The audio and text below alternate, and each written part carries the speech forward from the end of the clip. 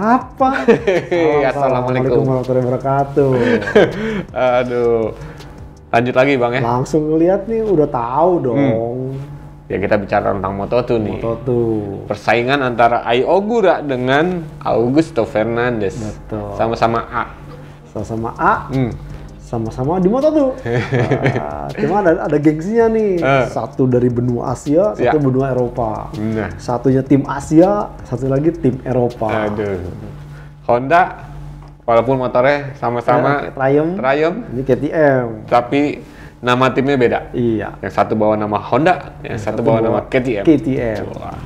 Itu kalau kayak di zaman perang ya, perang zaman dulu. Zaman dulu, betul.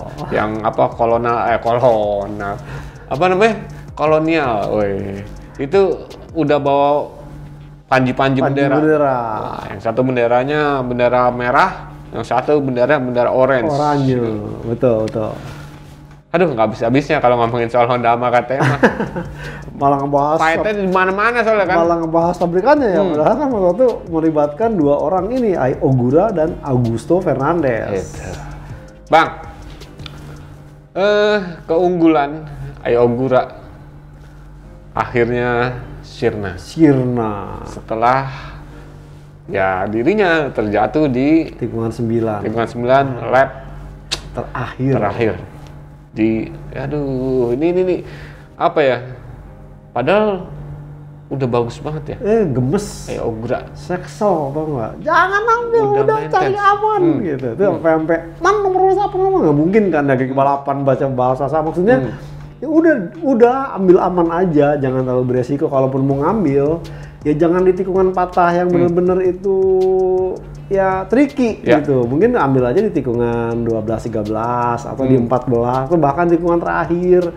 Dan kejadian tuh kemarin tuh, ini kayak nggak enak ngambilnya pun kayak terlalu dalam sih, Bang, iya, kalau gue ngeliatnya. Dan satu itu, kedua kan itu emang agak-agak patah tapi agak nanjak gitu, agak susah. Jadi benar-benar pasti pada saat dia berhasil ngambil di depan itu, di apeknya itu pasti akan kehilangan traksi depan dan bener kejadian dia low side. Dan ini, itu kalau namanya Augusto Fernandes, pasti teriak-teriak tuh kalau ada mikrofon karena dia pun mengalami hal yang serupa di ronde sebelumnya.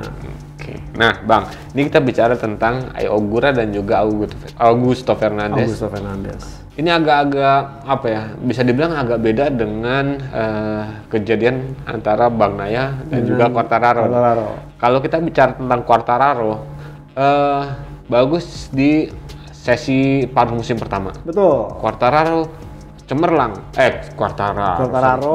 Bang Naya cemerlang di kedua. Quartararo pertama. Nah, kalau ini dua-duanya cemerlang di paruh musim kedua nih. Nah, ini kalau menurut Bang Joni. Iya. Karena kan kalau kita bicara paruh musim pertama yang cemerlang di Moto2 adalah muridnya Valentino Rossi dan Aaron Canet sebenarnya. Sampai terbuai itu. Wah, ini kejadian nih duelnya, nggak taunya. Salah ngomong jadinya. Nah, untuk Augusto dan juga Ai Ogura. Iya. Ini menjadi seri penentu di Valencia, betul. Sebagai ya siapa yang akan menjadi gelar juara ya pegang gelar juara dunia Moto2. Nah, kalau menurut Bang Joni kira-kira gimana nih pertarungan yang setidaknya akan terjadi di Valencia nanti? Kalau melihat dari sisi faktor banyak untungnya, ini pasti ke Augusto Fernandes. Kenapa? Pertama, Augusto Fernandes orang Eropa, kandangnya di Spanyol, tampil di Valencia, tentu ada dukungan moral juga dari rekan-rekan terdekatnya. Itu pertama. Kedua, secara pengalaman, Augusto Fernandes tuh istilahnya udah jauh lebih pengalaman. Dan ini emang perduanya tuh pengalaman dan tidak pengalaman. Augusto Fernandes sudah lebih pengalaman, dia bagaimana pernah tampil di McVDS sebelum gabung ke KTM. Kemudian juga yang ketiganya adalah bahwa sebenarnya beban Augusto Fernandes itu lebih lebih ringan ketimbang Ai Ogura karena apa? Sudah terangkat kemarin emang. Dia udah resmi naik ke MotoGP. Ya. Jadi bukan istilahnya lu naik MotoGP tapi lu harus jadi juara dunia. Enggak. Jadi Augusto Fernandes sudah resmi ke tim gas-gas. Akhirnya mestinya ini lebih leluasa. Terkecuali kan waktu kemarin Ai Ogura itu sempat tarik ulur untuk menggantikan Nakagami itu dengan salah satu syaratnya adalah Ai Ogura harus juara dunia dulu. Baru ini karena apa? Ya kayak semacam sebawa akibat gitu. Kalau umpamanya si pembalap ini berhak naik ke MotoGP, salah satu syaratnya adalah harus juara dunia di Moto2 itu. Itu yang ketiga, yang keempatnya. Tapi, ya kondisinya sebenarnya kalau bukan Ai Ogura, Augusto Fernandes. Ini kan masih 50-50 nih Bang. Betul. Tapi kemudahan dari si KTM adalah ya udah yang membebaskan. Betul. Jadi mau juara dunia mau enggak udah lu naik karena gitu biasanya tidak terlalu terbebani. Nah, itu yang beberapa hal. Yang ketiganya, yang keempatnya adalah bahwa mereka berada di tim KTM Ajo, di mana tim ini yang memang istilahnya ya penghasil juara dunia kelas baik Moto3 maupun Moto2 dan Aki Ajo pun ya sekarang kan udah mulai makanya dikekep sama KTM untuk menjadi istilahnya talent scout pembibitan dari KTM. Nah, tapi sebaliknya Ai Ogura ini memang ya baru naik tahun ini, performanya cukup apik dan bahkan kalau kita melihat dia istilahnya udah bisa mendapatkan ritme. Sebenarnya kuncinya adalah bahwa dia pandai menjaga atau melihat situasi. Cuman emang kemarin tuh yang bikin saya terkejut kemarin itu aja tuh yang dia gagal itu karena seharusnya dengan Ai Ogura yang tampil konsisten, kemudian mampu start di belakang tapi bisa masuk ke depan di lap-lap terakhir.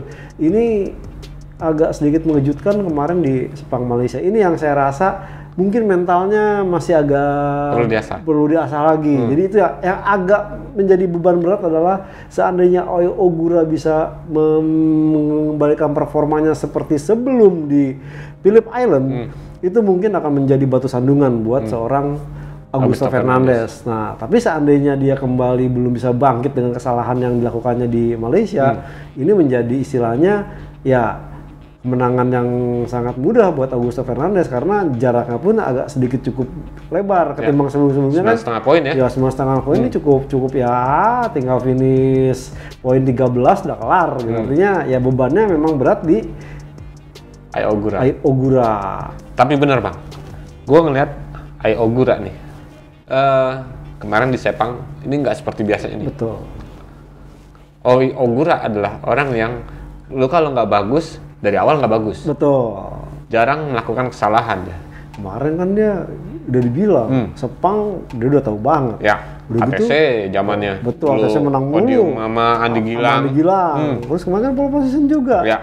Jadi saya rasa ya kemarin tuh bener-bener hal yang anomali buat seorang Ai Ogura karena sebenarnya nih jujur saya lebih prefer Ai Ogura juara dunia di Moto2. Ya. Bukan karena perkara apa-apa. Dia bukan karena sesama orang Asia bukan. Iya, bukan. Tapi ya melihat dari performanya juga ini akan menjadi modal buat dia ke depannya serta yang paling ini adalah menjadi pembalap pertama Jepang yang bisa menang di Moto2. Karena 2010 belum pernah, Eropa mulu. Terakhir malah kan kita lihat pembalap Eropa juga. Artinya ya harapannya tentu ini bisa menjadi sejarah baru.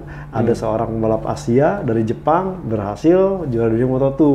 Tapi sekarang agak berat nih karena pertarungan itu kan di Valencia. Notabene kandangnya Augusto Fernandes. Tapi Ai Ogura juga kan cukup cukup terbiasa ya, tapi nggak juga ya, lebih terbiasa si Augusto Fernandes ya. Iya. Tapi maksud gua adalah Ai Ogura pernah di CV kan? Pernah di CV dan juga ya ini Valencia merupakan salah satu sirkuit yang kerap kali di CV. Ya harapannya sih dengan pengalaman itu ini kan bisa jadi modal baik untuk Ai Ogura membayar kesalahannya itu yang gagal di MotoGP Malaysia. Makanya gua berharap bahwa ya udah nih. Kayak itu kita ngisi bensin. Dimulai dari 0 ya. Tapi ternyata kan nggak bisa. Betul. Dimulai dari 9,5 ya. 9,5. Jadi dia benar-benar harus bisa tampil semaksimal mungkin. Ya minimal mereplikasi apa yang dilakukan di Sepang kemarin. Dia start di pole position ke depan, udah langsung fokus menang aja. Ya syukur-syukur mungkin Chandra bisa melakukan peran sebagai wingman. Ya. Ya, meskipun kemarin kan sebenarnya ya saya pikir waduh nabrak Augusto Fernandes nih, oke ternyata Paco ya, Pedro Acosta yang kena. Aduh. Enggak sih, nggak mendoakan seperti, tapi setidaknya menjaga ya secara ketat agar Ayo Ogura bisa memaksimalkan nanti di Valencia. Tapi kalau gue setuju Bang bahwa ada faktor lain kalau gue. Kenapa lebih seneng Ayo Ogura untuk menjadi juara dunia di Moto2. Satu hal adalah ketika Ayo Ogura udah bisa juara dunia, dia akan bisa menggantikan ya posisi Nakagami di MotoGP. Nah, kursi kosong ini nih, semoga bisa diisi oleh pembalap Indonesia, Mario Aji. Karena kenapa Bang? Ya, seperti yang kita sering bahas Bang, bahwa ini postur gesturnya Mario Aji ini kayaknya udah nggak cocok untuk di Moto3, untuk di Moto3. Karena kemarin aja Bang, ini nih sih sesuatu yang aneh buat gue, bahwa ngelihat Mario Aji nggak berdaya di Sepang gitu. Padahal ini sirkuit ya di zaman di ATS-nya juga cukup bagus di sini gitu kan. Betul. Ya nggak usah jauh-jauh lah, Indonesia punya rekor yang bagus untuk di sirkuit Sepang. Kayak kemarin di ATC, Veda Ega berhasil podium kan. Walaupun ya di race pertamanya insiden gagal, crash. Nah tapi menurut gue ini kesempatan nih, ya tadi untuk Ayo Ogura naik ke MotoGP. Jadi Mario Aji mengisi di Moto2. Amin, kita doakan sama-sama ya. Mudah-mudahan ya Bang. Amin. Nah, tapi Bang, lu ngeliatnya akan seketat apa nih? Ini nih kita bicara tentang apa ya? Fantasi lu, pemikiran lu yang terjadi di Valencia nanti. Saya sih melihat kalau ini Augusto Fernandes pasti karakternya bahwa dia akan fight di separuh akhir balapan. Karena apa? Postur dia cukup tinggi. Kecuali dia punya motor yang memang settingannya udah sangat mumpuni. Dia akan coba kabur dari awal. Nah sementara kalau Ayo Ogura ya dengan hasil kemarin di Sepang, kemudian dia bisa keluar dari tekanan sejak awal. Meskipun kemarin tuh di duel sama Arbolino kan. Nah artinya kalau dia tetap fokus seperti itu, duanya akan sangat sengit. Dan juga akan ditambah lagi mungkin ntar pembalap-pembalap Spanyol lainnya, Aron Canet pasti coba untuk tampil. Alonso Lopez yang kemarin podium juga cukup bagus. Jadi saya rasa ini benar-benar bahwa penentuannya tidak akan semudah yang diharapkan gitu. Mentang-mentang Augusto Fernandes di kandang sendiri gitu langsung ngacir, akan sulit. Karena memang ini kelasnya tuh ya satu kan motornya sama nih, Triumph. Kemudian masing-masing punya karakter tersendiri dan dengan kekuatan performa yang hampir sama ini jelas bergantung kepada pembalapnya. Nih pembalapnya, apakah pembalapnya ada sedikit problem dengan berat badan, postur tubuh. Memang ya beberapa kan yang postur tubuhnya tinggi agak kesulitan.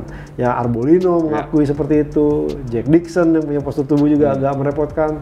Dan rata-rata motor yang Triumph atau Moto2 yang one make race ini akan baru bisa enak diajak push itu setelah tangki bensinnya mulai kering gitu. Artinya benar-benar performanya keluar di situ. Nah, problem ini yang mungkin harus dimanfaatkan oleh Ogura di saat di Valencia nanti, melihat pembalap-pembalap rivalnya ini kan punya postur yang lebih jangkung daripada Ayo Ogura. Kalau gue ngeliatnya gini Bang, karena emang ini nggak akan mudah. Betul. Masuk untuk Ayo Ogura ataupun dari Augusto Fernandes.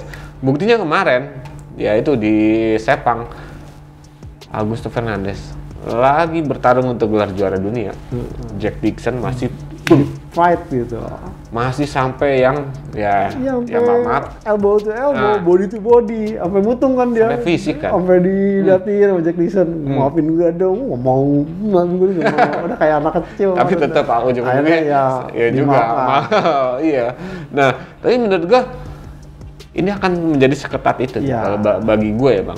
Karena ya tadi udah ya kayak ada Jack Dixon, kalau kita bicara tentang isunya soal nasionalis gitu kan. Wah pembalap Spanyol harusnya saling mendukung gitu kan. Ya tapi kan ada juga yang bukan pembalap Spanyol kan gitu kan. Betul. Nah bahkan rekan steamnya yang tadi lo bilang orang Thailand nih kan. Ya, gue nating tulus nih, gue bantuin nih rekan steam gue, gitu kan. Betul. Ya udah lama gue di Honda Tim Asia gitu kan. Kalau gue posisi gue masih aman, gue akan bantuin gitu kan. Jadi ya sama-sama punya wingman nih. Ya, saya rasa seperti itu. Jadi memang pertarungan Moto2 ini pasti akan sangat seru dan menjadi gengsi tersendiri nih buat Augusto Fernandes dan Ai Ogura, karena memang ini mewakili Barat dan Timur, tim Barat dan Timur juga, Blok Barat dan Timur, jadi benar-benar akan sangat seru untuk disaksikan. Tapi kita kan tetap KTT non-blok bang, nggak boleh memihak kita. Boleh dong. Boleh, iyalah. Harus punya idola kan, punya jagoan, bukan idola sih, tapi punya jagoan gitu kan. Karena kalau saya lihat emang gaya Ai Ogura juga tuh apa ya, bener-bener kayak orang kebanyakan dah, kayak orang sini gitu ya, santai, masih bisa bercanda ya. Tapi dulu waktu di Asia Talent kan kadang suka gue godain tuh. Iya. Ya memang sih ciri khasnya orang Jepang ya, tapi gue ngeliatnya Ogura tuh nggak terlalu pecicilan kayak Sasaki. Sasaki ini kan masih anggap pecicilan kan, di ATC dulu kan. Nah, kalau Ai Ogura tuh lebih pendiam kalau. Pendiam memang. Kadang sering gue godain dulu gitu ya. Dan jangan salah, dia tuh termasuk pembalap yang istilahnya bukan pembalap yang udah bintang gitu. Itu masih mau bantuin, masih mau istilahnya bawa barang sendiri, bersih-bersihin pedok. Itu yang membuat kenapa ya kultur pembalap Ai Ogura ini nempel gitu ke Asia, ya khususnya ke kawasan Asia dan di Indonesia terutama. Itu dia. Tapi ya kita nggak tahu deh. Ya ini pokoknya seru sih. Ujung-ujungnya pokoknya pertarungan antara dia berdua nih. Augusto Ai. Ai Augusto. Wah, itu gimana tuh? Iya, saya Augusto. Aduh. Oke guys. Siap. Teman-teman pasti punya ya istilahnya pemikiran sendiri siapa yang harus gue dukung untuk juara Moto2 2022 Moto2 22 semuanya Moto2 22 menggenapi. Iya.